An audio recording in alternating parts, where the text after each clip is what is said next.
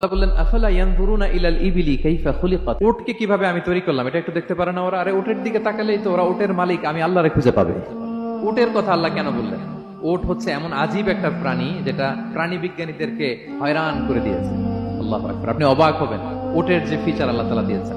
মক্কার লোকেরা উটের গোশত খাইতো, উটের দুধ খাইতো, উটের চামড়া দিয়ে দ্য ফাইনেস্ট লেদার তারা বানাতো, উটের উপর মাল নিয়ে বোঝাই করে এক প্রান্ত থেকে আরেক প্রান্তে পাড়ি দিত, নিজেরা উটের উপর রাইডিং করত। এবং উট হচ্ছে এমন প্রাণী যেটা একসাথে 1 মাস না খেয়ে বেঁচে থাকতে পারে।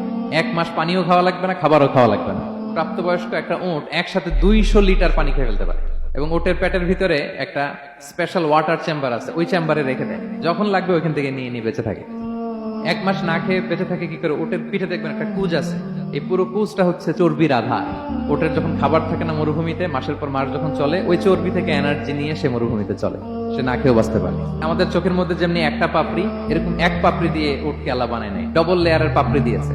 কারণ মরুভূমির মধ্যে চলতে পথে লু হাওয়া থাকবে, মরুভূমির সাইমন, বালুর ঝড়, এই ঝড় মোকাবেলার জন্য, লু হাওয়া মোকাবেলার জন্য ডবল লেয়ারের চোখের পর্দা। একটা পর্দা ফেলে রাখে আর একটা খুলে সে হাঁটতে থাকে, তার কিছুই হয় না। সুবহানাল্লাহ। আমাদের 98 ডিগ্রি ফারেনহাইটে স্বাভাবিক তাপমাত্রা, তাই না? 99 ডিগ্রি হলে আমাদের জ্বর, 100 ডিগ্রি হলে জ্বর, 101, 2 সর্বোচ্চ আমরা সহ্য করতে পারি। এর বেশি যদি হয় 103 ডিগ্রি হলে বেহুশ হয়ে যায় মানুষ। 4 ডিগ্রি হলে আমাদের দেহের ভেতরে যে কোষগুলো আছে এগুলো মরে যায়। কিন্তু একটা উট মরুভূমির তাপমাত্রায় প্রতিদিন 104 ডিগ্রি 5 ডিগ্রি তাপমাত্রা সহ্য করে খুব স্বাভাবিক উট চলতে পারে, তার কিছুই হয় না। এবং মরুভূমির মধ্যে যে ক্যাকটাস আছে, গুলমলতা, বড় বড় কাঁটা জাতীয় গাছ, যেই কাঁটা পৃথিবীর কোনো প্রাণী খেতে পারবে না, কিন্তু একটা উট অনায়াসে খেয়ে ফেলতে পারে। উটের জিহ্বাকে এবং পাকস্থলীকে আল্লাহ এমন স্পেশালি মেড করেছেন, যত কাঁটা দিবেন খেয়ে সাবার ওর কিছুই হয় না। সুবহানাল্লাহ।